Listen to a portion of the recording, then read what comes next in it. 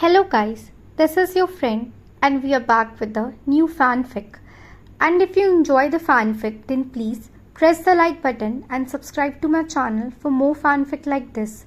And now let's start the fanfic. What if Naruto was banished from Konoha and became the dragon heir of Suna? Aimi, Tamari, Haku, Keiko, Momo and Manami fall for him. Chapter 2. And that concludes my report. Shikamaru said with a sigh. Shikamaru's squad consisting of Lee, Neji, Ino, Choji, Hiba with Akamaru and Sasuke had just returned from another mission searching for Naruto. This time they were searching near Iwa territory but no luck. Tsunade had a very sad and depressed look on her face. It had been about 4 months now since Naruto was chased out and she was getting even more worried as the days went on. Where to next, Hokage-sama? Hiba asked. She looked up at him and sighed. There is no next. Bu. But before she could continue, Hiba shouted. What are you talking about? We're going to find Naruto, so, bang. Hiba hit the ground with a thud. Baka, she's not finished. Ino shouted as Hiba held his head in pain. Troublesome. Please continue, Hokage-sama. Shikamaru said. Tsunade laced her fingers and leaned on her desk. All of you excluding Shikamaru will be taking part in the Chunin exam next week. She said. What? I didn't know the exam was happening. From what I heard, it wasn't going to take place this year because of the damage we sustained from the Suna invasion. Shikamaru said with a confused look on his face. That's only part true. The exam isn't taking place here, it's taking place in Kumo. Who cares? Hiba shouted. We're still looking for Naruto. We can worry about becoming Chunin later. Silence. Tsunade shouted. Hiba shut his mouth. Now please keep your mouths shut until I finish. Now think about it logically. If Naruto has joined another ninja village, don't you think he might just be at the exam? This got them all thinking, but Ino raised her hand. But Hokage-sama, with Shikamaru being a Chunin, we're short a teammate, so how are we going to compete? Ah yes, I'm glad you brought that up. Enter please, Tsunade said. Shikamaru's squad turned around to see the new person who had just entered the room. He looked about 14 with tannish skin, black spiky hair that stuck up everywhere. He wore a tan vest hoodie over a black t-shirt. He wore red cargo pants, brown leather gauntlets on each hand, a black pair of ninja sandals and his Konoha headband hanging from his belt. But the most noticeable feature of this boy was his Hyuga eyes and the caged bird seal that was on his forehead, uncovered.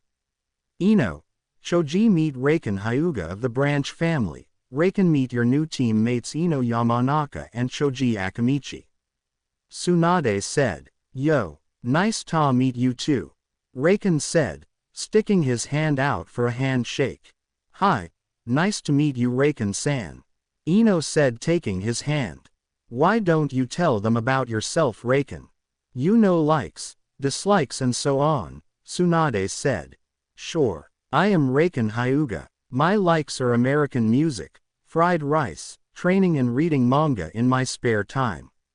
My dislikes when my little sister Haim spoils a book or manga before I can read it, my sister pulling pranks on me, when someone hurts my sister and Suna. This caused a few eyebrows to rise from the group gathered. And my hobbies are reading and inventing new styles for the Juken. Raken finished. Thank you, Raken. Now you all leave tomorrow. Oh, and Sasuke, this is your new teammate Sai. Tsunade said as the boy named Sai appeared in the room out of the shadows. He had very pale skin, black hair and eyes, a black halter top that showed of most of his stomach, black ninja pants and a small tanto on his back. Go find Sakura and get to know him. HN, was all he said as he left the room with Sai behind him. Alright, the rest of you can leave. Remember, you all have to head out tomorrow. Your senseis will meet you at the north gate and lead you to Kumo. I know taking the Chunin exams is up to the individual, but this is also a mission to try and find Naruto, and even if he's not there, ask around, because someone else might know of his whereabouts. Now go. Tsunade finished. Hi. The group chorused as they left the room. A week later in Kumogakure. Finally, Kiba shouted as Team 8 entered Kumo, followed by the new Team 10, the new Team 7 and Team Guy and several other ninja from different villages. Yeah, they just had to have the Munch Chunin exams at the village farthest Munch from almost every village save a few. Choji said between fists full of chips. Tell me about it. Raken mumbled. Mario thinks the Konoha ninja should stop bitching. Mario thinks it is annoying. Came a voice. The new rookie 9 and Team Guy turned around. The boy standing there was about 5'6" and around 14. He had teal blue hair in a very messy fashion, one green eye and a blue eye, a dark blue robe with a red sash tied around his waist with long sleeves that hid his hands, a pair of blue pants that matched his robes and a pair of black combat boots, a pair of large broad swords strapped to his back and a Kusugakure headband tied around his right leg. There were two other people behind him. One was a girl who looked about 14, standing at about the same height as Mario. She was very beautiful despite the many scars that covered her face, obvious signs of a fierce battle she had barely survived. Her hair was about shoulder length, straight and black as pitch with eyes just as black. She wore a halter top that was blood red, a pair of black shorts with a mini skirt combo that were also black, a pair of black fingerless gloves, basic ninja gear and her Kusugakure headband tied around her slim waist. The other was a teenager that stood at about 6'6". He was handsome with a strong jaw and a lean figure. He wore a black leather eye patch that covered his left eye with a jagged scar that ran from the top of his left eyebrow down to his top lip. His other eye was a dark brown, almost black. His hair was dark brown that he kept hidden under a black bandana that held his Kusugakure symbol. He wore a camouflage trench coat and a black shirt under it. He wore a pair of brown cargo pants and a strange black cylinder case on his back. Oh yeah? Well, who asked you? Kiba shouted, a tick mark on his forehead. This one interests Mario. What is this one's name? He asked, tilting his head to the side. Name's Kiba Inuzuka and this is my pal Akamaru. Bark, bark. This one's name is Mario of Kusugakure and this one is Eshiku of Kusuguruk. He paused as he pointed at his male partner. And this one is Rei-chan, also of Kusugakure. Mario finished pointing at the girl. Don't go giving my name without permission, Mario. The one known as Eshiku growled in a deep voice. Mario does not care what Eshiku says. Mario does what Mario feels like doing. He said matter-of-factly and clearly not intimidated. He then turned his attention back to the group. Mario is curious. Is Kiba taking the Chunin exam like Mario and Squad are? Hell yeah, I am. Good. Then Mario looks forward to cutting Kiba into pieces. Mario bids Kiba farewell. Mario said with a slight bow, and then he pushed past Kiba and the rest of the group and disappeared into the crowd with his teammates behind him. Well then, Kakashi started as he put away his little pervy book. The other Jonin and I are going to go drop off your papers and find an inn for you guys. Be at the Kumo Academy in an hour and please try not to get in any trouble, alright? Kakashi said as he and the other Jonin walked towards the Kumogakure Ninja Academy. Well Kiba, you managed to get a crazy as rival before we even got there. Aren't you lucky? Raken said, patting Kiba on the back. Shut up. Huh, hey, isn't that Kankuro? Kiba pointed towards what looked to be a ramen shop where Kankuro was indeed sitting outside of it, mumbling as he stared at his apparently empty wallet. The rookie 9 and Team Guy walked over to the moping Kankuro. Hey Kankuro! Kiba shouted. Kankuro looked up from his wallet and stared at them for a bit before looking back to his wallet and mumbling a small sup. Geez, what's your problem? Anyway, where's Gaara and your sister? Kiba asked. Kiba, Gaara is Kei's cage now, so that means they have a new teammate. Shino explained to his teammate. Oh yeah, so who is? Man, that was good, thanks for buying Kankuro. Came a voice from inside the ramen bar. The person that shouted exited the building. resulting in a gasp from the entire group of Konoha ninjas save a few. In front of them was none other than Naruto Uzumaki, decked out in new clothes such as a black sleeveless trench coat with the Uzumaki swirl on the back and under it a bright orange t-shirt with a picture of the nine-tailed fox on it, depicted as if he were about to pounce at an enemy, also a black pair of cargo pants, black ninja sandals, his headband still around his forehead. He was now carrying a large scroll on his back and his katana over his left shoulder. "Huh, guys," Naruto shouted in slight shock, but quickly got over it and walked up to them. He pushed past everyone else and walked straight up to Sakura. She looked away for a bit, but seeing as Naruto wasn't going to go away, she looked up at him. He had grown quite a bit since she last saw him, now standing about an inch or two taller than her.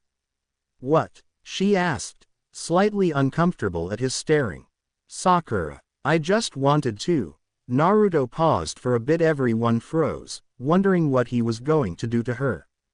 "Thank you," he finally finished. Everyone looked at him as if he had grown a second head. "If you hadn't been so hateful towards me for bringing back Sasuke, I probably would have never found the family I have now," Naruto said softly. Naruto turned his gaze towards Sai. "So, you're my replacement, huh? Be careful. Sakura and Sasuke aren't exactly the best teammates you could ask for." And with that he turned to Kiba and patted him on the back. "Hey man, how ya been? So you've been in Suna the whole time? We sent a messenger bird there but they said they hadn't seen you," Kiba shouted. Naruto scratched the back of his head sheepishly. "Well, I kinda asked Gaara-san if he would do that for me. I didn't want you guys to find me and take me back to Konoha." "Why not?" Ino asked, slightly switching with anger. They had been out searching for him for 4 months and the whole time he didn't even want to come back. Now that made her mad. "Because I didn't want to leave the family I found, like I said before," Naruto said with a big grin. "Naruto-ni-san, we're done," someone shouted from inside the ramen bar. 10 people came out of the bar. The group recognized Temari, and Sakura and Sasuke recognized Haku, but the other 8 were people they had never met before. "Okay, Mato Otuto. Alright everyone, time for intro. These 3 are my godfather's children, Mato Ryu, Kurisu Ryu and Aimi Ryu. And this is my Ryu, another member of their clan," Naruto said, pointing to each person as he said their name. Kurisu hadn't changed much. The only thing that was different was his new ponytail and a black glove with the Ryu clan symbol on it on his right hand. Mato hadn't changed at all, same thing with Mai. Aimi was dressed in a tan and light blue kimono fitted for battle with a light blue dragon design running up the front of it and a kodachi placed sideways on the small of her back with the hilt on her right. Sakura-san, Sasuke-tem, you remember Haku-chan, and these are her teammates Takeru-san and Keiko-chan. Haku's outfit had not changed except for her new Sunagaku headband. Takeru had on a tan leather jacket with a fur collar, his black hair slicked back into a ponytail at the base of his neck, a white shirt under his coat and a black bandolier used for carrying some small scrolls, and a pair of black dress pants. Keiko was now armed with 2 wooden katanas instead of 1, but other than that nothing new. And last we have Kuroi Kyukitsuki and Momo, Mato's teammates. "Okay guys, these are my friends Shikamaru Nara, Ino Yamanaka, Shoji Akamichi, Hinata Hyuga and her cousin Neji Hyuga, Shino Aburame, Kiba Inuzuka, Rock Lee and his teammate Tenten. I don't who the other Hyuga is or the pale guy. And the other 2 are Sakura Haruno and Sasuke Uchiha." Naruto finished almost out of breath. "Hey, the other Hyuga has a name and it's a damn good one, it's Raken. And the other guy is Sai," Raken added. "Oh, sorry," Naruto said as he put his hands behind his head. "Well, we better get going, come on Naruto-kun," Temari said as she grabbed his ear and started dragging him off towards the Kumo Academy. But Temari-chan, I wanted to catch up with the guys," Naruto whined. Tamari gave him a glare that would have made a normal man wet his pants. He gulped slightly, fearing what she might do to him later if he kept complaining. Let's just say it would have scared someone like Itachi very badly. Oh. Okay, Tamari-chan. Well, I'll see you guys later, Naruto said as he and the other Suna 12 jumped off towards the exam. Well, I guess we better get going too, Raikon said. Kumo Jonin lounge. Kakashi giggled pervertedly as he read his favorite book. Guy was doing push-ups. Kurenai was reading a magazine and glaring at Kakashi every time one of his little giggle fits took place, and Asuma was relaxing while taking a drag on a cig. After signing their teams up and getting the reservations for each of their squads at a nice inn, there was nothing left to do but wait in the lounge until the end of the first exam. The group looked up as the door to the lounge opened and 3 Suna Jonin walked in. One was a tall man with a blonde mohawk and his Suna headband tied around his head to cover his eyes. The other they noticed as Baki, and the last one was Zabuza. Kakashi asked in slight surprise. Zabuza was now wearing the basic Suna Jonin outfit with his headband in the same position as his old Kiri one. He no longer wore face wrap and he had a new Zanbato. It was roughly the same size as his last one, but the metal was more of a blackish color, and instead of only one sharp edge on the end, both sides were. Been a while, Kakashi, Zabuza said as he smirked. Sure has. So I see you're working for Suna. Now that's interesting, Kakashi said as he continued to read. I remember the one with the drape over his face, but who's the blonde? Kakashi asked, flipping to the next page. His name's Keiji Ryu. His team's taking the exam as well, Zabuza said. Keiji Ryu. You're the one known as Genwaku Hirameki. 1. You use Ranpu 2 style jutsu to blind your opponent, right? Kakashi said as he lifted his head from his book. Yes, you are correct. It's a pleasure to meet you, Sharingan no Kakashi. Keiji responded with a small smile. Nice to meet you as well. So Zabuza, you've got a team here as well? Kakashi asked as he returned his attention back to his precious book. Sright, Zabuza said as he leaned his Zanbato against the wall and flopped down into an easy chair. Baki leaned against the wall and Keiji made his way to the coffee maker and began pouring himself a cup. That's also very interesting. So Baki, right? How's it feel to have one of your students make it to Cage at such a young age? Kakashi asked. It doesn't really surprise me. Gaara's been strong since the day he could walk with less than a handful of defeats, but yes, I am proud to have trained him. He exhaled a sigh. I just hope his father is as proud as I am, Baki answered with a sad smile. I'm sure he is. So since Gaara's Cage, who's your new student? Kakashi asked. The smile on Baki's face turned from a sad one to more of a smirk. Oh, you know him, Baki responded, his smirk growing. The entire room was all ears now save the ones who already knew who it was. Can't wait to see the look on Kakashi's face when he tells him. Well, what I can see of it, Zabuza thought, his grin matching Baki's. Really? What's his name? Kakashi asked, his head raised from his book and looking at Baki. Here's a hint. He was once your student. As soon as Baki was finished, everyone knew who it was, since Kakashi had only ever taken on one team and they knew the other two were in Konoha. Naruto, Kakashi shouted in shock. KonohaBecame Academy. The new Konoha 12 entered the academy and were led by a Kumo Jonin to a room with a sign above it, Chunin Selection Exam. Here's where you wait for the exam.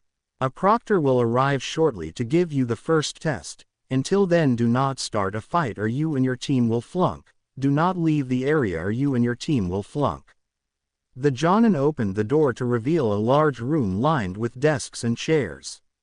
The room was full of genin from almost every village including the Suna 12. Stay with your team and remember, start a fight or leave the area and you're as grass. Have fun, kiddas, the man said as he shut the door behind him and left the room. I wonder what the first test is, Neji thought out loud. No idea, but I hope it isn't a written test like last time. That was just annoying, Kiba said. Naruto leaned back in his chair. He hated waiting, but he dared not voice this out loud for fear of annoying Temari. Just because their date last night hadn't gone so well didn't mean she had to beat him up every time he said or did something stupid. I mean, how was he supposed to know the busboy was going to drop their entire meal right into her lap? Yes, Temari and Naruto had been dating for about a month now. He thought back to when they first hooked up. Flashback. It was a normal day in Suna, meaning that it was blazing hot out, something Naruto wasn't quite used to yet. He sighed as he made his way to his team's usual training ground. His morning was like any other morning at the Ryu clan compound. Got up at 3 in the morning, trained with his crazy godfather. They started off as usual, training with gravity seals. Naruto was now up to arm warmers, leg warmers, and the tank top shirt worth of the seals, about 200 pounds each, and was now able to move almost to like how he could without them. Then they moved on to training with the futon jutsu Shujiki had taught him. The first was futon Daitapa, which Naruto mastered pretty quickly thanks to his strong wind affinity. The next was Kei's no Yaiba, although it was Baki's original jutsu and Baki was teaching Naruto it. Shujiki knew it as well since Baki, he and the former Kei's Cage were teammates, so Shujiki helped him fix some of his mistakes. Then there was his hardest training he had ever faced, learning the Kei's Sutepu. The technique was so hard to learn for him since he had bad chakra control. First, what you had to do was to control your wind chakra, then send it coursing through your body towards your feet. After that you had to in a way push the chakra out of your feet, jetting you forward in a way. And another thing was, if you were in a windy place like an open field or a storm, you could use the natural wind to propel you even faster. He jumped up onto the building where his new team trained to find only Temari. Naruto looked around, but Baki and Kankuro didn't seem to be there. "Hey, Temari-chan, where's Baki-sensei and Kankuro-san?" Naruto asked as he walked up to her. Temari looked up. She had been concentrated working on her fan and hadn't even heard him arrive. "Oh, Baki-sensei is in a meeting and Kankuro's sick," she answered. "Wow, he looks good in those new clothes. Where did that come from?" Temari thought. He was just her new teammate and quickly becoming one of her new friends, but that was it. "But he is good looking. God, stop it." Temari shouted at herself in her mind. "So I guess we get the rest of the day off, huh?" Naruto said as he sat down next to her. "Yeah, the rest of the day to do some dirty things." The fox chuckled pervertedly from inside his mind. "Shut up, you stupid fox," Naruto shouted in his mind. "Or what? Come on, even for a human she's quite the thing of beauty. You'd have to be like the Uchiha Tem not to see that. Just ask her out on one of those, what do you humans call it, a date? Yeah, just do that and see how it goes." The fox said. "I know she's beautiful and I'd love to take her out, but..." Naruto paused. "You're afraid she'll reject you?" The fox finished. "Yeah, well, think of this. If you don't ask her out now, someone else will beat you to her and you'll lose your chance with her forever, plus I'll annoy you until you do ask her." The fox finished, smirking his demonic smile. "Fine. So, Temari, I was wondering, if maybe since we've got the day off, maybe you'd like to Naruto paused, scratching the back of his head with a blush starting to grow on his face. Is he asking me out? Temari thought. Maybe you'd like to go get dinner, like a date. Naruto finished nervously. Temari didn't really know what to say. No one had ever tried to ask her out. Well, there were some who tried, but they didn't know who she was until she told them her name and they took off running because she was the demon's sister, and back then they feared Gaara as much as they feared the devil himself. But Naruto was different. He was the reason Gaara was no longer a blood-crazy monster, plus he was good-looking, nice, brave, had a good head on his shoulders and that smile of his. Temari was brought out of her thoughts when Naruto started saying, "If you don't want to, then it's Quote, no, I'd love to. End of flashback. Naruto was brought out of his thoughts, as a woman wearing a Kumo Jonin vest walked in. She was very beautiful with a bust that would rival Anko's, long black hair that reached to her buttocks, a long-sleeved green shirt and black pants, her Kumo headband tied around her head. Hello children, I am Fushigi Taji and I am your first proctor. Hello children, I am Fushigi Taji and I am your first proctor. She said in a happy voice. Now it's time for your first test. She then pointed towards 3 large oak wood double doors. Behind each of those doors is a Jonin proctor who specializes in genjutsu. Now, men. After she shouted 6 Kumo Chunin, by the look of it appeared around her, each holding a small wooden box. Now these men will hand out numbers to each team. When your team's number is called, pick a door and walk through it. The Jonin will place a genjutsu on you and your objective is to escape it. However, these genjutsu won't be something you can just release and you're done. Each genjutsu has a puzzle you must solve. And even I don't know what will happen, but don't worry, they won't be anything that will screw your mind up, too badly at least. Moving on. Also the Jonin will give you a time limit. After the men had finished handing out numbers they left the room. Fushigi pulled out a clipboard from only God knows where and looked at the top of the sheet. On it would the teams with the number 12, 23 and 3, please make their way to a door. Naruto looked down at the piece of paper. We're number 17, so I guess we have to wait. Naruto huffed as he watched 3 teams walk up to the doors. His gaze drifted towards the team in the middle, Eshiku, Mario and Rei, and felt a strange sensation as his eyes passed to the one with the camouflage trench coat. It was strange, for some reason it was as if he were afraid, as if he wanted to run and get away from him. He looked up to his eye patch and felt an all too familiar chakra, demonic chakra. Hey Kyuubi, do you feel that? Naruto questioned in his mind. Quote, Kyuubi, I don't want to talk right now, just leave me alone. Kyuubi growled, sounding very irritated. Mario thinks this should be easy. Mario said as he and his team walked into their room. Standing there was a man dressed in the usual Kumo Jonin attire. He had blue hair and his headband tied around his left arm. Hi, I'm the one who's supposed to give you your test. As for my name you can call me Snake, he said in calm voice. Now shall we get started? You have 15 minuets, he said flashing through hand signs. Genjutsu. Oni Zenman. 1. As he uttered the last word the area was suddenly covered in darkness and a harsh wind blew at their faces making them shield their eyes with their hands. When the wind died down they say that the surrounding area was now that of a run-down city. Almost every building had broken out windows. The smell of alcohol, decay and pollution assaulted their noses. The populace were very poor-looking people mainly dressed in rags. Hello, came a voice from behind them. Turning around they found the source of the voice. It was a small old man. He had a kind smile. He was bald and standing at 4'1". He was dressed in an old faded orange robe and had a small walking stick. What is this one's name? Mario asked. My name is Cho and I am here to give you the puzzle. Tell us now, old man. We have a small limit of time and I will kill you if you do not hurry. Eshiku growled. Eshiku, didn't anyone ever teach you to respect the elderly? Rei asked him in her usual bored voice. No, he said bluntly. Rei started to say something else but the one no as Cho interrupted. No, it's quite all right, dear. As for your test, somewhere in this city is a demon posing as one of the people. Your job is to find it and kill it.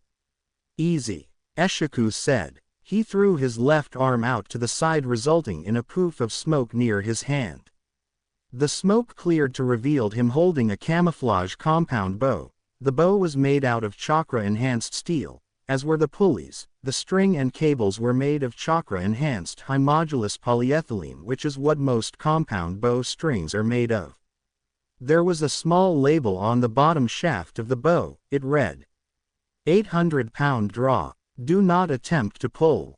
Eshiku reached around to his back and took the lid off of the case on his back, revealing it to be his quiver, which was chock full of arrows. Notching a shaft to the string, he pulled back and took aim at a person on the street. We'll just have to kill them all, Eshiku said with a smirk. But before he could fire, the old man shouted, Stop. If you kill someone that is not the demon, you will fail automatically. The old man warned. How does Mario and squad find demon? Mario asked. I am only allowed to give one hint. Look where you'd least expect to find it. Now, I will follow you three and assist you in any way I can, Cho said with a kind smile. Eshiku growled as he placed the arrow back into the quiver but kept his bow instead of putting it back into the ceiling tattoo, which looks like a bow on the palm of his hand. Eshiku growled for what seemed like the 100th time. He hated this test and he hated this genjutsu. It reminded him way too much of his old hometown.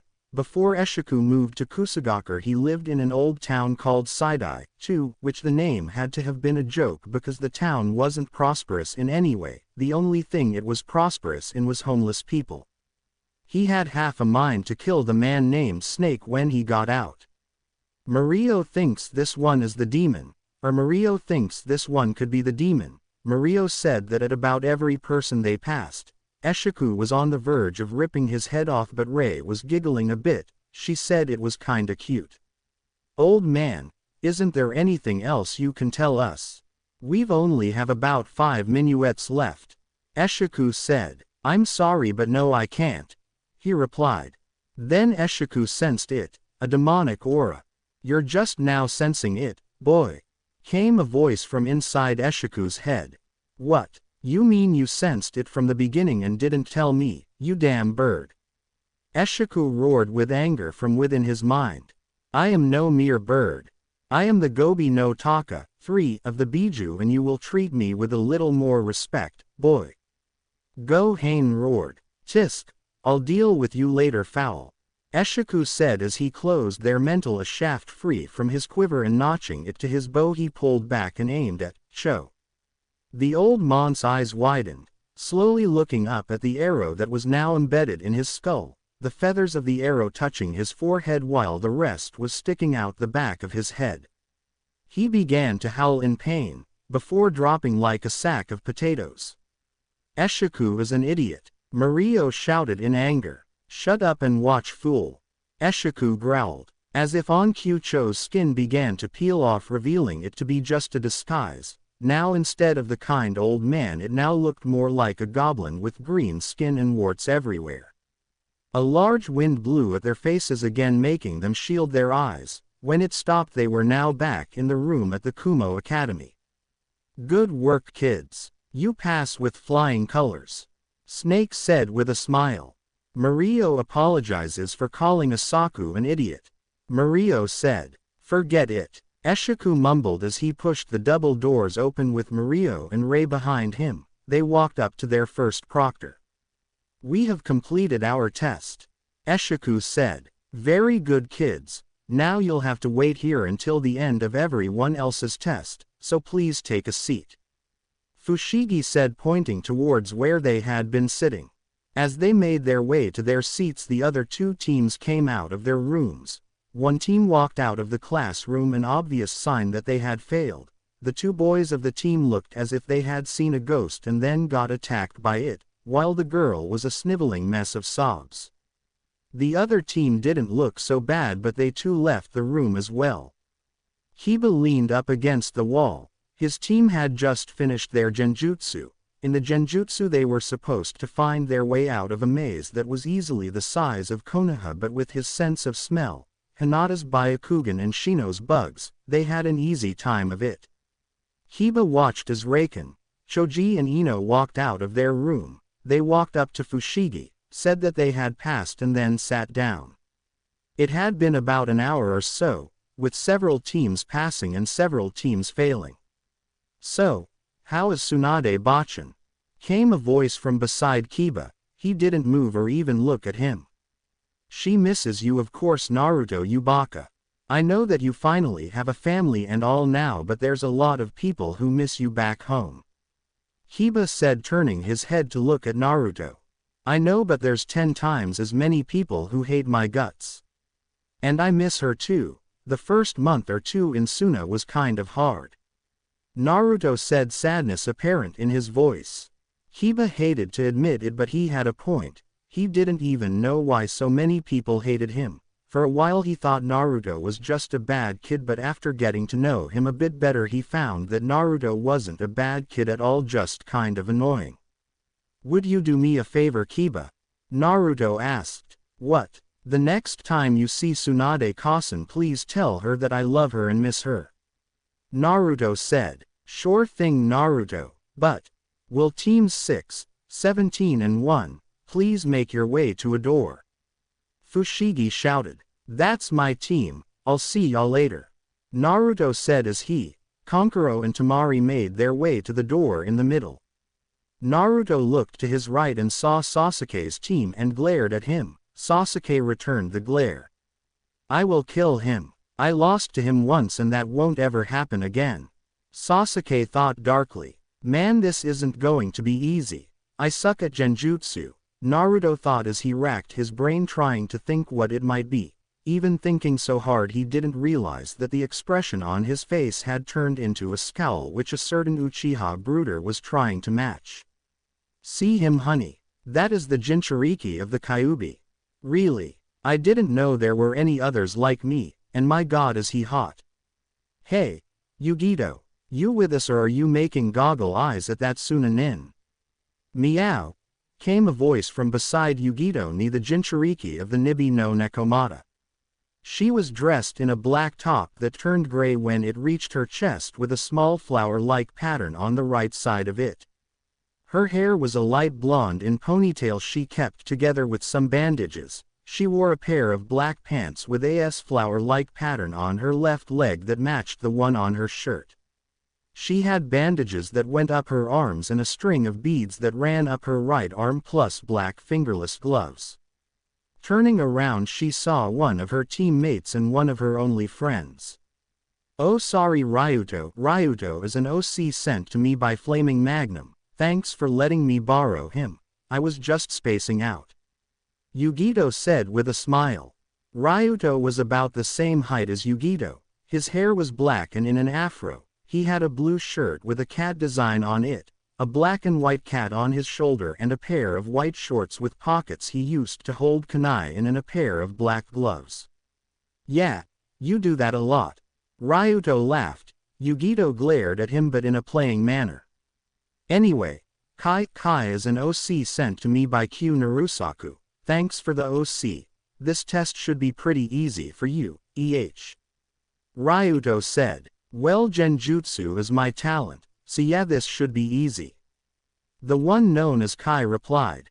He was slightly taller than his teammates. He had small brown eyes with no pupil in the middle. His hair was a short sandy blonde in a ponytail and a white face mask similar to one Kakashi Hatake. He wore a short-sleeved orange vest over a white sleeveless white tank top. The cloth of his headband was white that he wore around his neck. He also wore orange cargo pants, a white kunai holster on his left leg and a white senbon pouch on his right leg. He wore a pair of white combat boots and a katana. The katana had a black hilt with a snow-white blade and golden engravings climbing up the blade. The sheath was a silver color with a white tip on the end.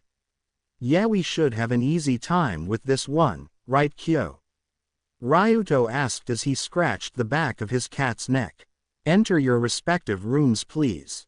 Fushigi shouted. Naruto pushed open the doors. Standing there was a man dressed in the usual Jonin attire with his vest left open. He was a scrawny-looking man with buckteeth and overall a very rodent-like appearance.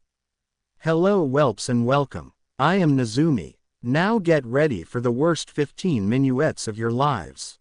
He said evilly. He then began flashing through a series of hand seals. Genjutsu. Rosudo Kaizen no.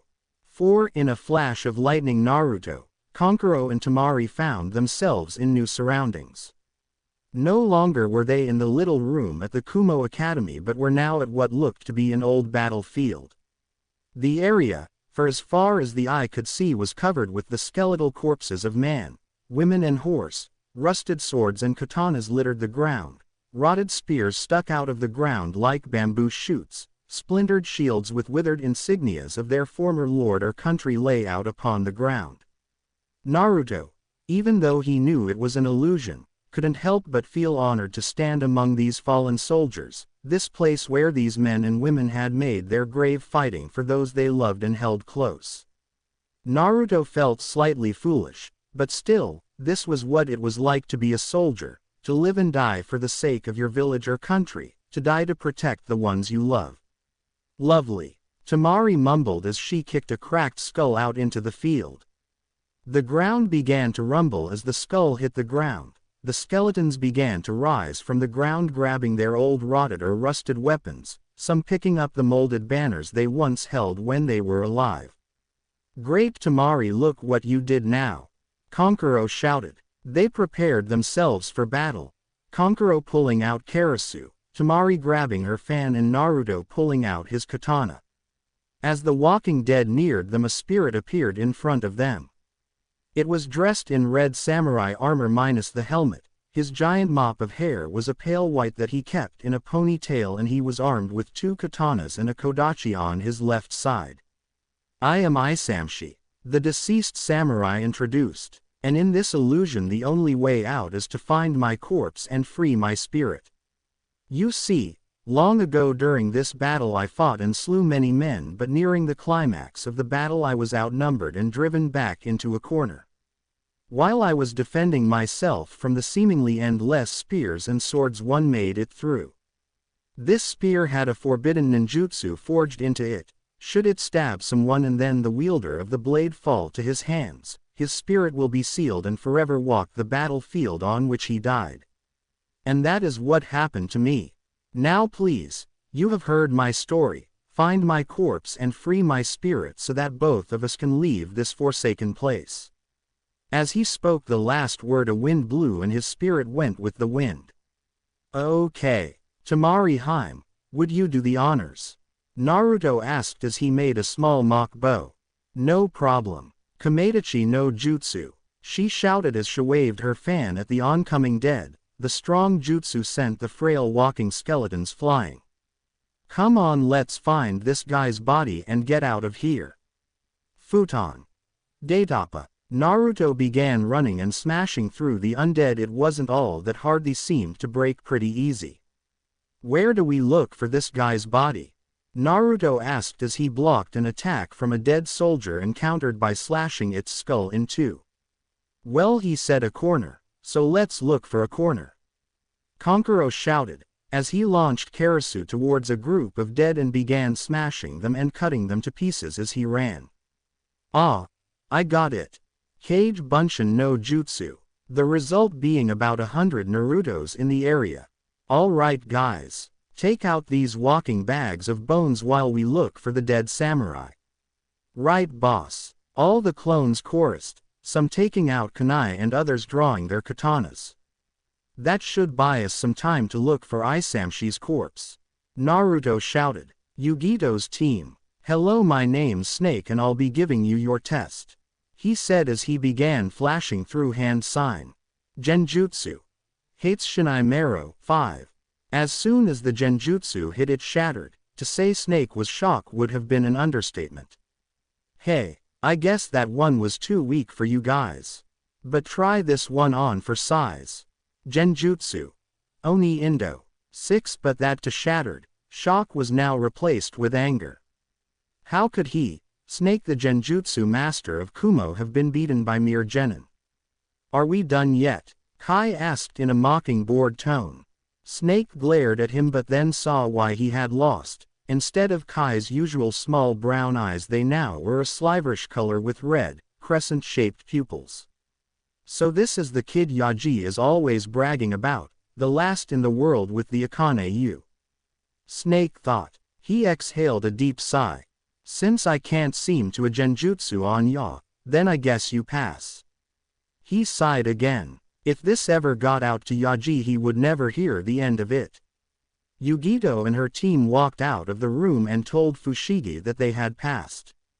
You didn't have to use the Akane you back there, Yugito said as they sat down. I know, but I hadn't gotten to use it in a while, plus he owed Yaji-sensei money. Kai said with a smirk on his face. Yeah, did you see the look on his face? Ha ha ha. He looked like he wanted to rip your head off. Ryuto laughed, holding his sides. Team 7. As the new Team 7 entered their room, they met by their teacher. He was a giant of a man who looked more like a taijutsu expert than a genjutsu expert. He wore the basic Kumo Jonin outfit with his headband tied around his head. His hair was a dark gray cut in a flat top style. Hello little genin, I am Soken. Now here is your genjutsu. The big man boomed as he flashed through hand signs. Genjutsu. Yuzai. 7, the big man shouted. In a flash of light, Sakura found herself alone and no longer in the small room but now at one of Konoha's main gates. There were a lot of people there. She looked around and saw some people she knew. Ino was there and Lee and. Is that me? She asked herself. Sure enough, in the crowd there she was. This is getting weird, Sakura said to herself. Suddenly Kakashi and a group of medical ninja jumped past the crowd of villagers and went through the gate. After a minuet or two they came back, only they were not alone. I remember now, this is the day Naruto brought back Sasuke. Then the crowd started shouting. Look what you did to the Uchiha, you stupid demon. And you almost killed him, you idiot. The taunting continued until the Genjutsu Sakura walked out of the crowd and went up to Genjutsu Naruto. Smack. The sound made her cringe. Had she really hit him that hard? Smack, smack, smack, smack. And it went on and on for what seemed like hours to Sakura. Every time the Genjutsu Sakura slapped him, he would look up in horror and shock, then it would rewind and do it all over again. Sakura started crying after the first couple of minuets. She couldn't take it. She couldn't believe she had really done that to him, the person who had risked his life to save hers, been her teammate and friend and the one who brought back Sasuke, and this is how she had repaid him. I'm sorry Naruto, she sobbed. She put her head inside her hands and cried but didn't notice that the Genjutsu was now gone. Little girl, Soken said, a small amount of worry in his voice. Sakura jerked her head out of her hands and looked up at the big man. What happened to the Genjutsu? She asked, still crying. The man smiled slightly. You completed the test, he said. You see how this Genjutsu works is that it takes a moment in your life where you wrong someone and plays it while you are a bystander instead to show you how you acted. The goal of it is to see the error of your ways and forgive yourself and, maybe, forgive that person in real life. Soken explained. Sakura continued to cry for a bit as the large man comforted her, while maintaining the Genjutsu. Sasuke Uchiha stood on top of a large statue that overlooked the Valley of the End. He was slightly confused. Why was he here? Was this the Genjutsu? What was the purpose? He looked down into the valley. He remembered this place, the place he had fought Naruto. Where he had won. He clenched his fists in anger. How had he won? It made no sense to him. He was an Uchiha. He was the best, yet he still lost to him, the class loser. Something caught his eye. Activating his Sharingan, he could see what was happening. It was himself, and his copy was holding Naruto by the throat. The Genjutsu Sasuke began to charge up a Chidori and then rammed it through the Genjutsu Naruto's chest. This repeated for what seemed like hours. The sound of the Genjutsu Naruto screaming in pain, the sound of flesh being torn and burned. He tried to look away but he found he couldn't. It was as if the Genjutsu was keeping his gaze at that exact spot. It was slightly aggravating. He still didn't know what the Genjutsu was about. It was really making him mad. Suddenly there was a flash of light and he was back in the little room at the academy. The man known as Soken looked at him with a sad look on his face. You have failed, he said. What? Sasuke roared with anger. I'll let Sakura here explain to you later. Your friend will wake up in a moment. Please go tell Fushigi that you have failed. I'm sorry, Sakura. The large man sighed. He saw the genjutsu that Sasuke was given and was sad that the boy couldn't see what he had done wrong, what he had done to his friend. Sasuke stormed out of the room, leaving Sakura to deal with the currently asleep Sai. He pushed past Fushigi and out of the exam room. The rest of the Konoha 12 was shocked. Damn it, what was the point of that? Sasuke thought angrily. I think I found it, guys. Naruto shouted as the team neared a burned and destroyed building. Mountains of corpses covered the area, and near the charred wall of the building was a corpse pinned to it by a jagged black spear. Naruto could tell it was because of what was left of the corpse, and the spear was a dead giveaway. So what do we do? Do we just take it out? Temari asked. I guess, Kankuro said. Kankuro moved forward and grabbed the spear. Nothing bad yet. He then began to pull on the spear, but it wouldn't budge. It won't move an inch. Kankuro shouted as he strained his muscles trying to free the spear from the wall. Oh, give it here, Temari said as she pushed Kankuro out of the way and began to pull, but got the same results as Kankuro. Let's pull together, Naruto shouted. Kankuro and Temari took hold of the black weapon and pulled. The weapon moved slightly and then was pulled free of the wall. In a flash of blinding light, Naruto and squad found themselves back in the room at the academy. You're lucky, brats, Nezumi said. You only had half a minuet left. He grinned. What, seriously? Naruto shouted. So what, do we pass? Temari asked. Yeah, sure, you pass, Nezumi said. Naruto, Temari and Kankuro walked out of the room. Naruto looked around. Where was Sasuke? Maybe they're still in their genjutsu. Hey Naruto, guess what happened? Kiba shouted. What? Sasuke failed. What? Naruto shouted in shock. He couldn't believe he had failed. With Sakura on their team, he was really shocked that they had failed. Naruto sighed. He was glad in a way that just meant they wouldn't have to fight again. He really didn't want to do that, not after what had happened at the valley at the end. Lots of bystanders would get hurt if they fought like that again.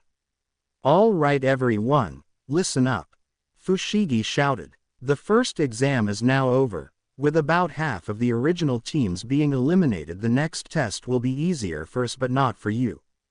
Now everyone be here at noon tomorrow for the next test. Oh, and be sure to bring your ninja gear.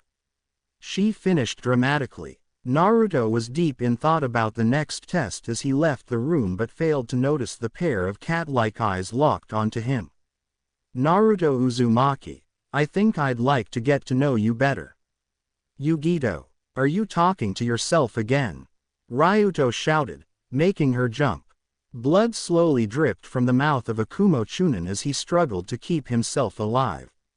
He was pinned to a wall of a tower by several kunai. He tried to scream for help but found he couldn't, probably because of the wound he had received earlier. He looked up at his attackers. Each one was dressed in a black robe with red clouds on it and straw hats with spike-shaped bells dangling from the rim of the hat. The one on the right was a huge man who started walking towards him and pulled out that sword off his back, the sword that had shredded most of the men on guard duty with him, and pointed it at his face. Ha! One left, can I kill him, Itachi-san? The large man asked with a shark-like grin. There is no need, Kisame-san, you caved his throat in during the fight, he won't blab.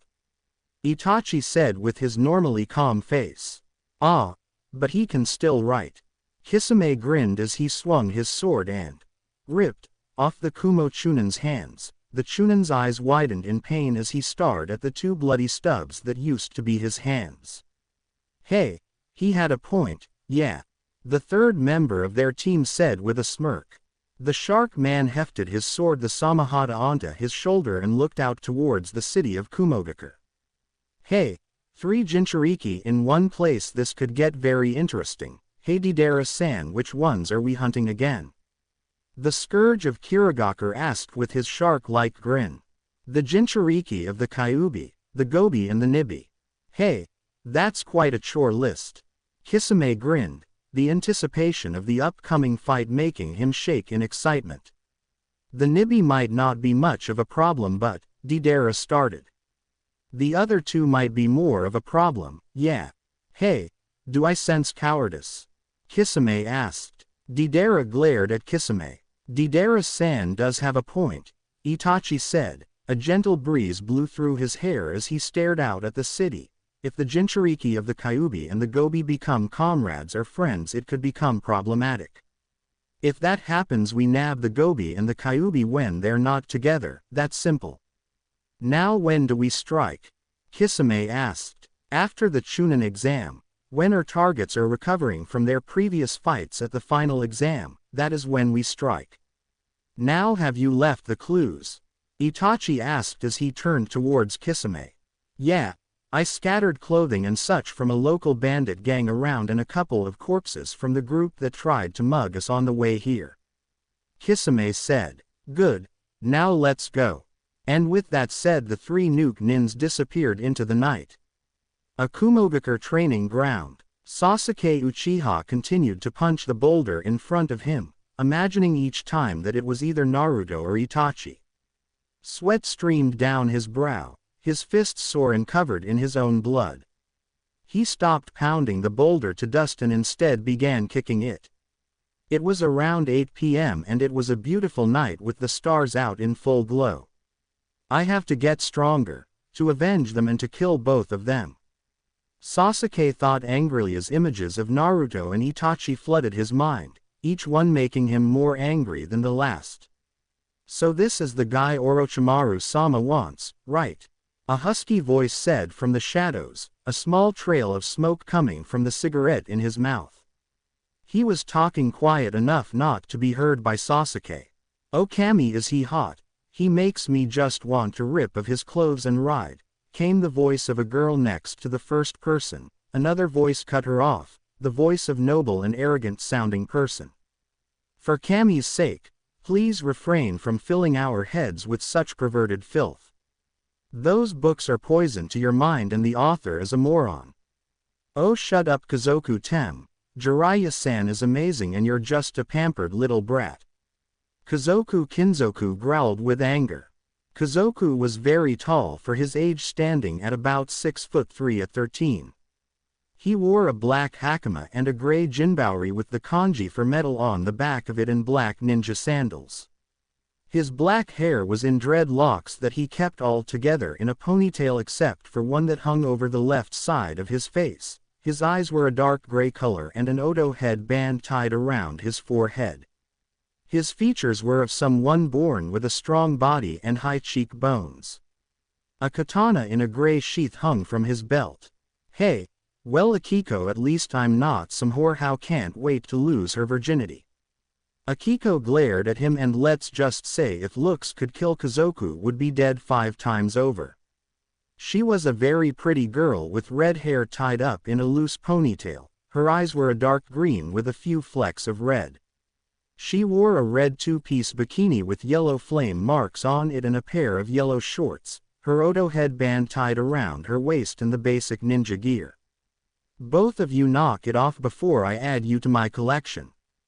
The last member off their squad threatened. Hi, Iwado-san, Akiko said, turning her head away from Kazoku. Kazoku growled but kept his mouth shut. Iwado was a thin man that was very pale. He wore a black vest with nothing but a fishnet shirt under it that showed you his lanky physique. His hair was a pitch black that he had hanging over the right side of his face. It was greasy and looked like he never washed it.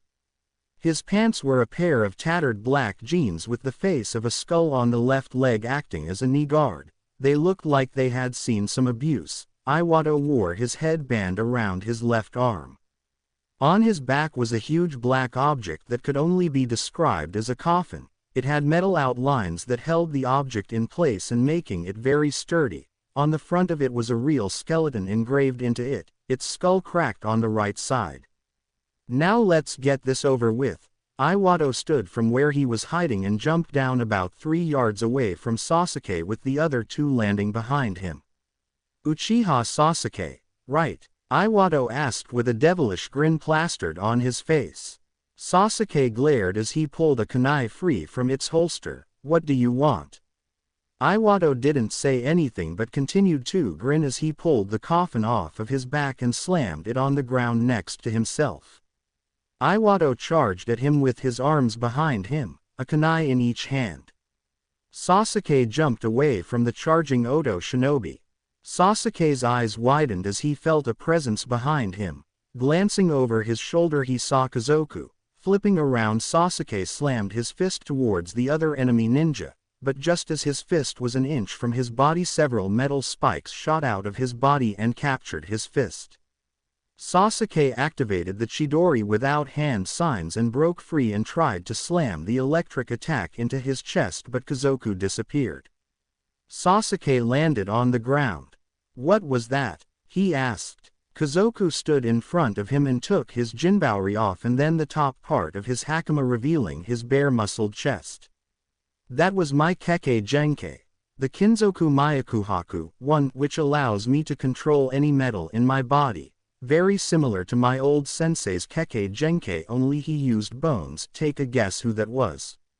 However, since the normal human doesn't have much metal alloy in the body, I have come up with a simple solution. He then pulled a kunai from his pocket and stabbed his arm.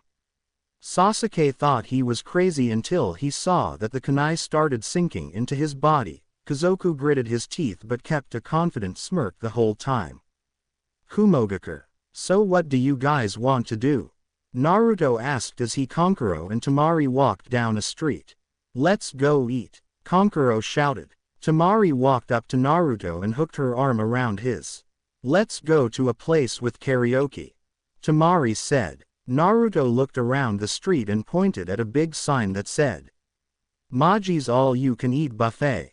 And below that it said, Karako night, every night we're open. That's perfect, Naruto said. The group entered the restaurant. It was pretty big with 2 stories. The top floor was for those who wanted to eat and sing karaoke, and the bottom was for those who just wanted to eat. The place was very nice and clean. It was modern looking with a dash of old-world Japanese look. A waitress walked up to them and smiled. She was very pretty with blue hair up in a loose bun, black eyes and a very nice body. She was dressed in a blue kimono with the word, Maji's, printed in big yellow letters on the front. Welcome to Maji's. I'm Yuki and I'll be your waitress. Would you like the karaoke floor or the bottom floor? She asked. Karaoke floor please, Temari said. As the group ascended the stairs they noticed someone was just getting on the karaoke machine. Looking closer they saw that it was the Hyuga that had filled in for Shikamaru. What was that guy's name again? Kankuro asked. Reiken, I think, Naruto responded. As they sat down, Reiken walked over to the machine and put in a CD. A bass solo filled the room as Reiken picked up the mic and put it to his lips. After song was finished the crowd applauded as Reiken made his way off the stage and sat down next to Choji, who was taking all you could eat to the limit with 4 plates loaded with a little of everything from the entire buffet, and Ino, who was just having a small salad. Meanwhile, Yugito, where are we going? Ryuto asked, shouted. Oh I'm taking you guys out to celebrate for making it through the first test. Yugito said, hoping that Kai wouldn't suspect that she was really looking for her favorite blonde ninja, which he seemed to be very good at sensing what she was thinking. But unfortunately for her she was right on the money. Yugito, the last time you treated us to something like this was when we completed that A-rank mission in Iowa, which was nothing more than you bringing us some sushi while we were healing up in the hospital. Kai said, deadpanning slightly. Yugito looked hurt. You didn't like my sushi. Not really, Kai said bluntly as he shoved his hands into his pockets and looked up at the stars. Yugito looked depressed. No matter how hard she tried she could never get Kai to like her cooking, not that she really cared but still. I did, Yugito, Ryuto said, hoping to raise her spirits. Kai always was a little too blunt with her. Kyo stuck his head out of his master's fro and jumped onto Yugito's head and began purring. See, Kyo liked your sushi too. Yugito smiled and started scratching Kyo on his neck. After some more walking, Ryuto and Yugito noticed that Kai wasn't following them anymore. Turning around, they saw why. Kai was standing outside of a place that sold his favorite snack, Pocky. A small wet spot was appearing on his mask near his mouth, which meant that he was probably drooling. He turned to Yugito and Ryuto, gave them a small wave and then charged in. A loud, "Ah, Kai, my favorite customer," came from inside the shop. I don't get it, Ryuto started. He goes to that shop like twice a day and he still stops and stares like that every time he goes there. Kai really likes Pocky, Yugito said simply and continued walking with Ryuto following close behind. Have you found him yet, Nibi?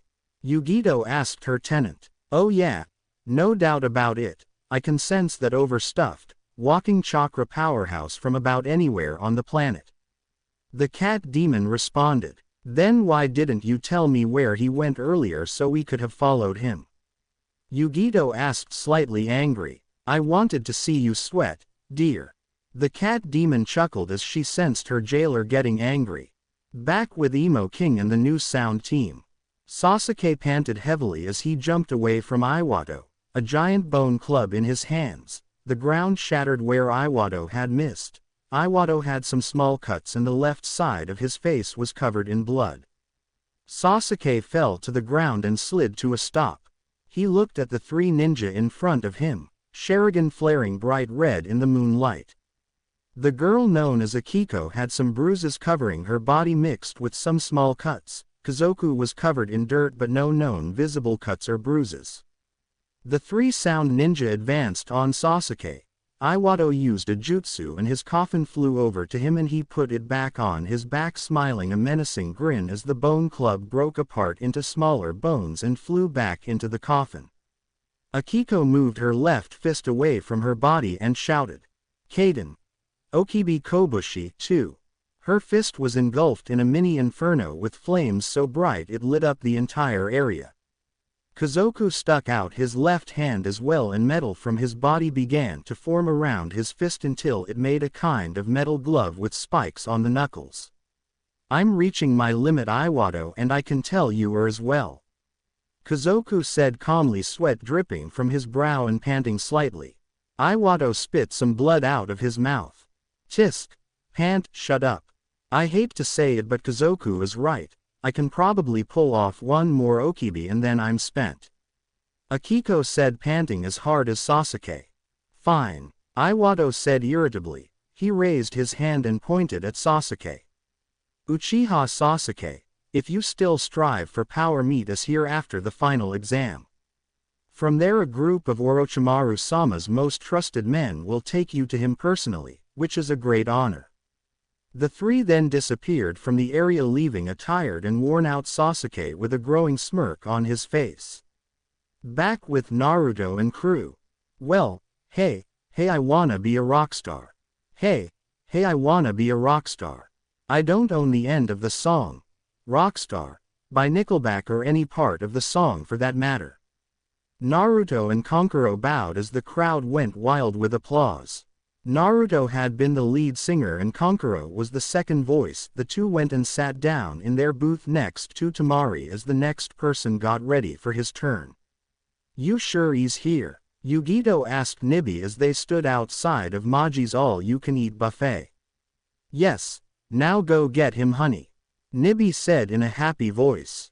Yugito and Ryuto entered the restaurant. Welcome to Maji's. Would you like the top or bottom floor? The waitress at the front desk asked. Top please, Yugito answered kindly. As the two arrived at the top of the stairs, Yugishio spotted her prey, Naruto Uzumaki, in all his ramen slurping glory. Now placing his 20th bowl off to the side, he let out a satisfied sigh. Man, this is great. I haven't had this much ramen in such a long time. Hehehe shu Kyufu, 3 would be really mad at me if he knew I was pigging out like this. Naruto said with mischievous grin on his face. At the Ryu clan compound. Aku. Catching a cold, Shujiki-sama. A young clansman asked as he helped Shujiki with some paperwork. Nah. Probably Ju some GRL talkin' bout me some WHER, his nose is stuffy, Shujiki said as he blew his nose. Right, the clan member said under his breath. Wha was dat? Shujiki said looking up from his paperwork, a deadly gleam in his eye. No. Nothing Shujiki-sama. Back to what we were doing. Wow, this is a nice place, how come I've never heard of it before? Ryuto asked himself as he looked around, admiring the restaurant around him. Hey Yugito. Ryuto looked at where she had been sitting but was no longer there. He stood up a bit and saw her walking towards our Naruto's table. She ditched me to go talk to that Suna ninja. Ah well, come on Kyo, let's go pig out. Meow. And they were off for the buffet. Yugito smirked as she approached Naruto's table, purposely bumping into his shoulder as she passed, making him spill his drink on his shirt. Hey, watch where you're going you. Naruto started angrily but stopped as he looked up at Yugito's. Wow, Naruto thought as he stared up into the cat-like eyes of the Jinchuriki of the Nibi. Oh, I'm so sorry, Yugito said, with sincerity in her voice. Naruto bolted upward like he had been poked in the butt. Oh, don't worry about it. It's not like you meant to, he said, scratching the back of his head. Thanks for being understanding. She reached out with her hand. Hi, I'm Yugito ni. If I didn't know any better, Tamari thought with a small glare on her face. I'd say she was flirting with him. Doing well, honey. Now keep going. Nibi cheered from inside her prison. Naruto Uzumaki, pleased to meet you. Naruto said, taking her hand and giving her a firm shake which she matched. I'm really sorry about your shirt. I know, I'll go get something to clean it up with. Yugito turned and headed towards the restroom, swaying her hips in seductive fashion that caught the attention of every male teenager in the place, including our boy Naruto. Naruto, put your eyeballs back in their sockets.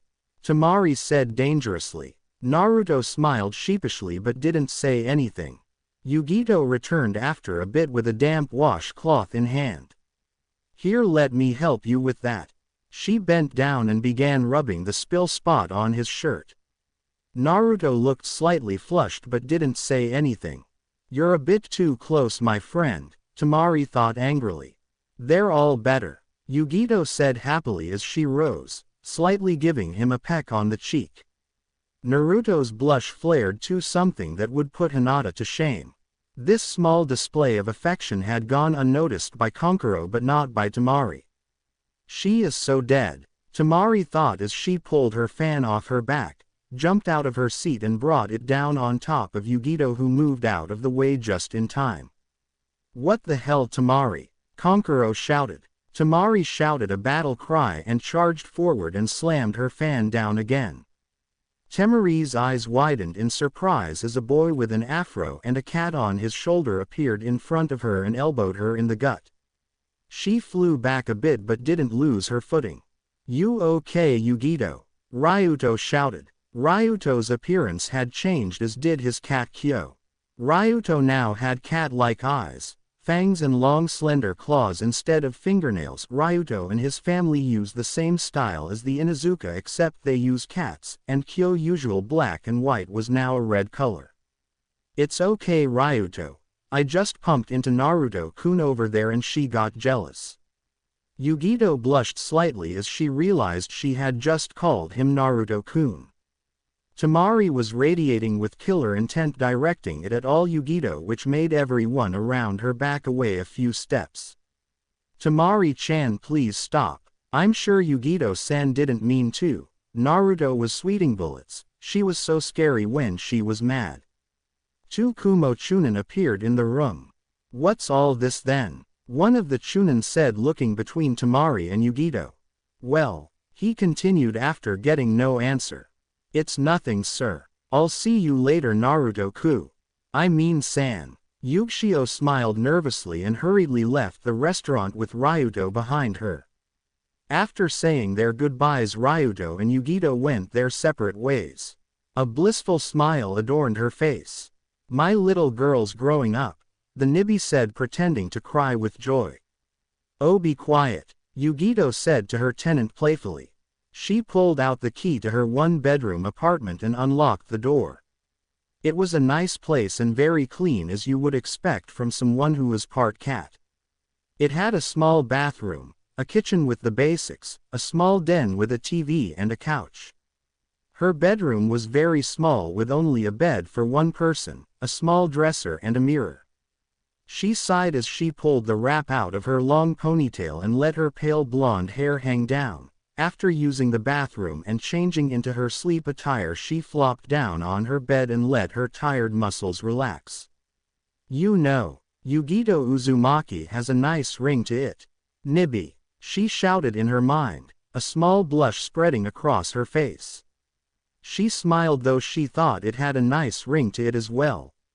Naruto and crew, I'm so tired, Kankuro shouted as he literally kicked the door down to their room. Oops, fix it Kankuro, came the gruff voice of their sensei, Baki. Kankuro swore as he sat down and began fixing the hinges. Oh, and Naruto, there's someone who wants to see you on the roof.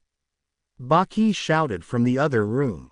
Naruto had a confused look on his face but shrugged and walked over to a window and flipped out of it onto the roof. Yo, Naruto looked up and smiled. Hey Kakashi-sensei, Naruto said happily as he sat down next to his old sensei. Kakashi gave his famous eye smile and continued to read his little book. So how's it been? Kakashi asked. Great, I've gotten really strong and I've met a lot of new friends. My Kyufu is a really great guy, but he's kind of crazy sometimes, ha ha ha. I've been training really hard every day. I can see that, Kakashi said as he patted Naruto on the head. So how do you like it in Suna? It's pretty nice, but it takes some getting used to. It's good to see you again, Naruto said as he looked up at the starry sky. Well, I don't wanna keep ya, you've got a test tomorrow, so I'll catch ya later. Kakashi gave Naruto a one-armed hug and then disappeared in a swirl of leaves. Naruto smiled a bit before letting out a huge yawn. The next day, it was a beautiful day out. The sun was shining, birds were chirping, and a group of skilled and deadly ninja all gathered behind the Kumogaku Ninja Academy. All of the aspiring genin waited until their proctor arrived. He was a tall man dressed in the usual jonin attire. He had short black hair, he was missing his left arm, right ear, and a huge scar running from the top of his right eye down to his bottom lip. And behind him were 6 large Japanese-style forts. Each looked crudely made and not much detail was on them. Each on had a number on it from 1 through 6. Hey everyone, name's Sumachi and I'm your next proctor. The next test is, hey everyone, name's Sumachi and I'm your next proctor. Your next test is an attack and defend test. He pointed with his one hand at the forts behind him. 2 teams will be paired with each fort. One team is the attacker while the other is the defender. The attacker's objective is to infiltrate the fort and steal this scroll. Sumachi pulled a black scroll from his shuriken pouch that had the words, "Top Secret," on the front. As a shinobi, there will be times where a mission calls for you to break into an enemy fort or stronghold. This test will prepare you for that day.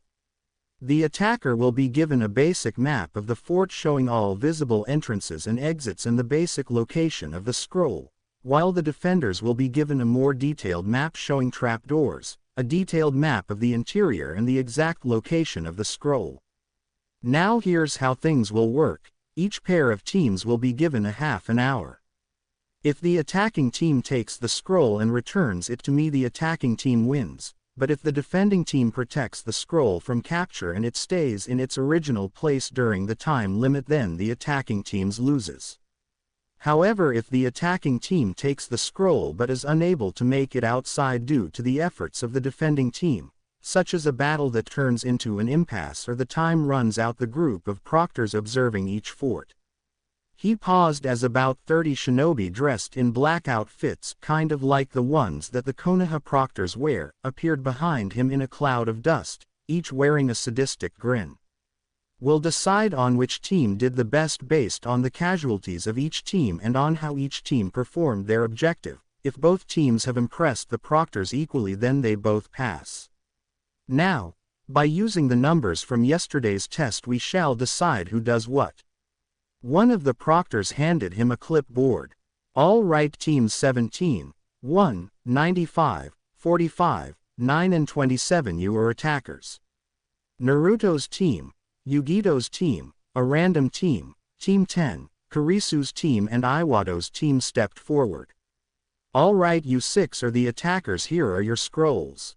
Handing the clipboard back to the proctor, he reached into his shuriken pouch and pulled out 6 red scrolls and threw them to the attacking teams. Taking the clipboard back, he addressed the next set of teams. Okay, teams 81, 56, 43, 23, 39 and 7 are the defenders. Haku's team, Team 8, a random team, Mario's team, and 2 more teams walked out from the crowd. Here are your scrolls, Sumichi said and threw them each a blue scroll.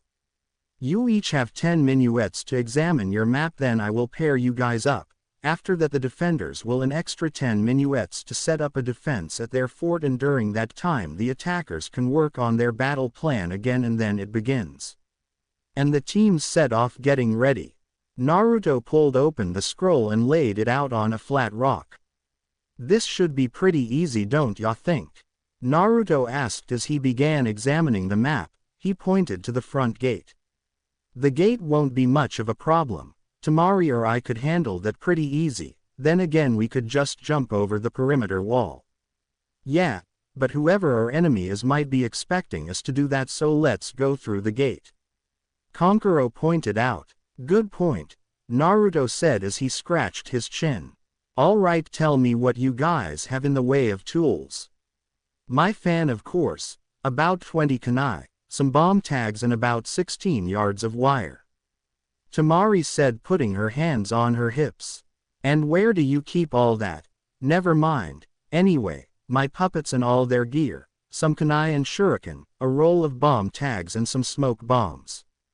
And I have my katana, my scroll, 30 kunai and 30 shuriken, and a roll of bomb tags. Okay, so we're pretty much set. Now here's the plan, and Naruto began to explain their game plan. Kurisu leaned up against a tree while Aimi and Mai were looking at the map. Well, more like Mai was looking at it because Aimi seemed more interested in a passing butterfly. He flexed his gloved right hand, which seemed to be hard to do, and gave him pain. Just don't think about the pain, Kurisu, it'll all be worth it when it's finished. He thought as he stopped moving his hand and showed it into his pocket and leaned over them, peering at the map. And then while that's happening we'll be able to get in, understand? Mai looked at Aimi and then up at Kurisu, who was leaning over her. A blush quickly spread across her face because of his closeness. That seems like a good plan, but who's going to do the distraction? Mai and Kurisu looked at Aimi. She giggled as the butterfly landed on her nose and made it look as though she had a mask on. The two looked back at each other and then back at her. Aimi, they said in unison. Wah, she mumbled as the butterfly flew off and she stared blankly back at them. All right, let's do this, boys. Ino shouted, pumping her arm into the air. This is so going to rock, right, Akamaru? All right, everyone get in line. Sumichi shouted. The attackers stood in a row and the defenders in another. Now teams 23 and 17, Team Naruto and Team Mario, are on Fort 1. Also, to make sure you don't leave your fort and try to grab another fort's scroll, a barrier will be placed around each fort. The barrier will also give the illusion of nighttime to give the attacking team an advantage. Okay, now for the rest. The order I call you is the fort you get. Teams 9 and 56, Team Kurisu and Team 8, Teams 1 and 7, Team Yugito and Random Team, Teams 95 and 39, both Random Teams, 43 and 45, Team 10 and Random Team, and lastly Teams 27 and 81, Team Iwado and Team Haku. Now those of you defending please make your way to your forts. Those of you attacking remain where you're standing. Mario's team moved towards the fort with the big number 1 on the gate. Mario, Eshiku and Rei entered the fort. Mario and Rei-chan will defend the inside, will Eshiku stay outside and defend the entrance? Mario asked, tilting his head to the side. Tisk, whatever. Eshiku jumped onto the roof and sat the top of the arch of the building. Throwing his left arm out to the side, he now held his bow. Reaching around, he pulled a shaft with a glass arrowhead free from the quiver and notched it onto the string. The rest of the defending teams entered their respective forts and began making their defense. Naruto and the rest of the attacking teams stood about 50 yards away from their respective front gates.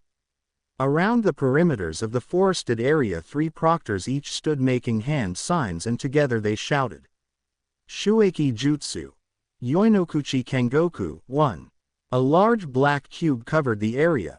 Like the name suggested, it instantly became dark inside the cube, making it seem like 10 p.m. at night.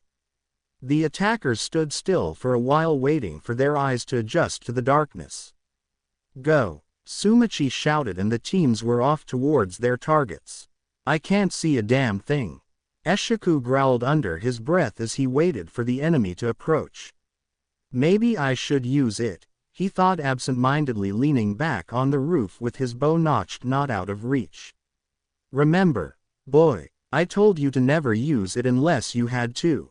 Gobi warned. But I can't see the enemy like this. If I used it I could see them. Besides, it's my eye, I can use it if I want.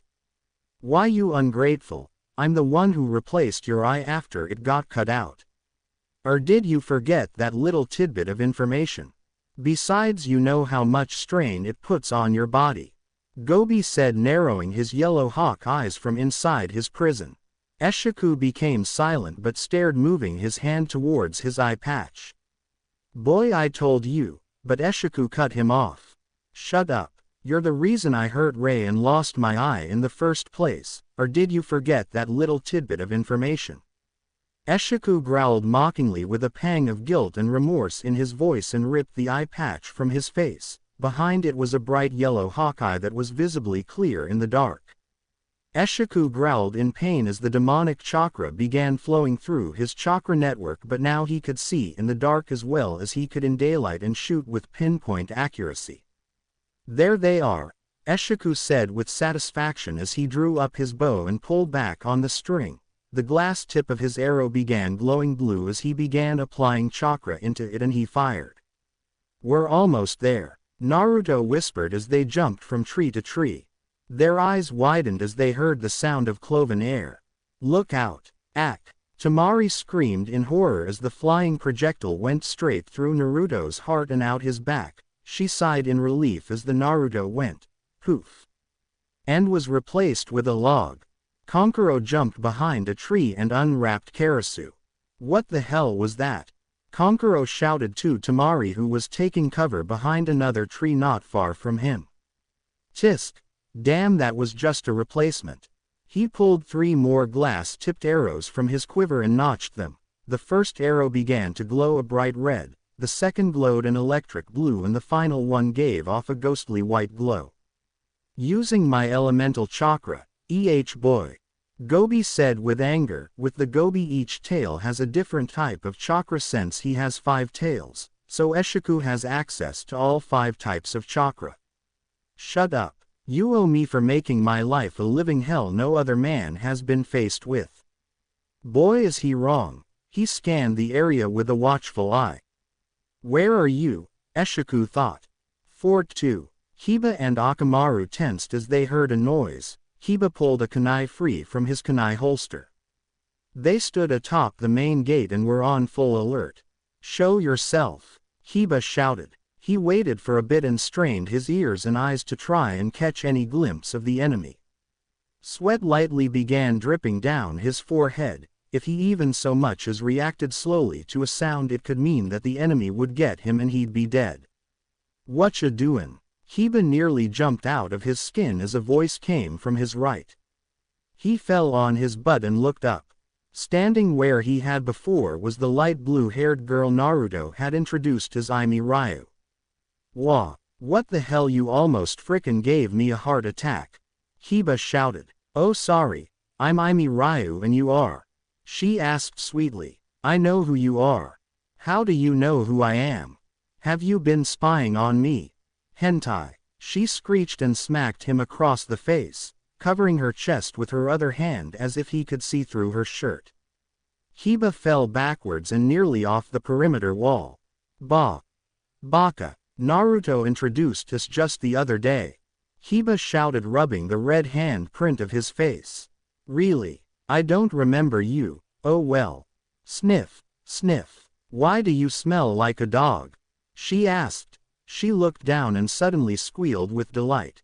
"What a kawaii puppy." She then began to squeeze Akamaru into her chest. "Lucky dog. Why can't that happen to me for once?" Kiba thought wryly, almost completely forgetting the test and note the key word is almost. "Good job, sis," Kurisu thought as he and Mai jumped the wall and made their way inside while she distracted Kiba. As they entered the fort, they noticed a black wall blocking the way to the top floor, but there was something odd about the wall. It seemed to be alive. "I don't know how you made it past, Kiba," Kurisu and Mai turned towards the owner of the voice. "But you won't make it past me," Shino said in his usual monotone voice. "I'll take him, Kurisu-san, you get the scroll," Mai said as she pulled a kunai from her sleeve. Kurisu only nodded as he turned towards the living wall. Naruto said this guy was an Aburame, so that must mean these are. He grinned sadistically and began forming hand signs. "Kaden. Gokaku no Jutsu." The large fireball hit the wall of insects. A strange scream was emitting from the bugs as the not-so-burned ones and the ones that had escaped began to scatter and return to Shino's body, allowing Kurisu to press on to the next level. Once he reached the top of the stairs, he was greeted by a long corridor. "Better be careful. This seems like an ideal place to set up traps," Kurisu thought as he carefully made his way down the hall. He was about to take another step when something caught his eye. He jerked his foot back just in time and bent down to observe the trip wire. Child's play, he thought smugly as he stepped over the wire. Once doing so, hidden seals revealed themselves along both sides of the wall around him and kunai shot out of them. Kurisu was barely able to dodge them, escaping with only some minor cuts. He bent down and picked up another wire. A double wire trap. "Hey, I guess these guys are better than I thought," Kurisu thought, throwing the wire down. He again started advancing down the hallway. At the end of the hall, Hinata hid behind the corner. She activated her Byakugan. She gasped slightly. This guy had a huge amount of chakra, but about a level lower than Naruto's. I don't know if I could beat him," she thought, holding her hand to her mouth. She shook her head. I have to try, like Naruto would," she thought, trying to build confidence. Kurisu was halfway down the hallway when he set off a trap that another volley of kunai, one almost pinning him to the wall by his privates. Too close, he thought, sweating bullets. Fort 3. A groan came from the last member of the team. Yugito and her team were attacking. The other two were knocked out, sprawled out across the floor. Kai sat on the one he had just knocked out, his mask down and a pocky stick hanging limply from his mouth. He was slightly out of breath. Ryuto was leaning up against the wall while he was chugging a bottle of water. He was covered in sweat. He pulled a small water bowl from his shuriken pouch and poured some water into it for Kyo, who happily began lapping it up. Yugito appeared in the room with the scroll in her hand. She smiled as she held it up. "Well, that was sure a lot harder than the last test," Kai said as his eyes returned to their original form. "Yeah, I'm almost out of chakra." Ryuto panted out. Yugito rubbed the bruise on her cheek but still smiled. Come on, come on. We have to hurry up and get back before time runs out. Skipping Fort 4 and moving on to Fort 5. Nikuden Sensha. 2. There was a loud crashing noise as Choji smashed down the front gate. 2 of the defending ninja ran forward and threw kunai at the big target that was Choji. Crap! Choji shouted. Raken appeared in between Choji and the oncoming knives. Kaden. 3. It was not perfect, leaving some small gaps, but it was able to block all of the kunai. Thanks, Raken. Choji shouted, reverting back to his normal size. The 2 defending ninja charged at them, but one of them stopped and started flailing around. Damn, what's wrong with my body? The ninja shouted. He then turned on the other ninja and began swinging at him with his kunai. What the hell are you doing, Kuwabara? The other ninja shouted as blocked his teammates' hits. Hey! Shinranshin no Jutsu, 4 complete. Ino said as she stepped out from the shadows of a nearby tree. Raken walked over to the one that Ino wasn't controlling and held him up by the neck while the other one stood still. Come out and give us the scroll or I kill both of them. Raken shouted as a retractable blade shot out of his left gauntlet and pressed against the other ninja's neck. They waited until their final teammate came out of the fort holding the scroll. She looked very frightened.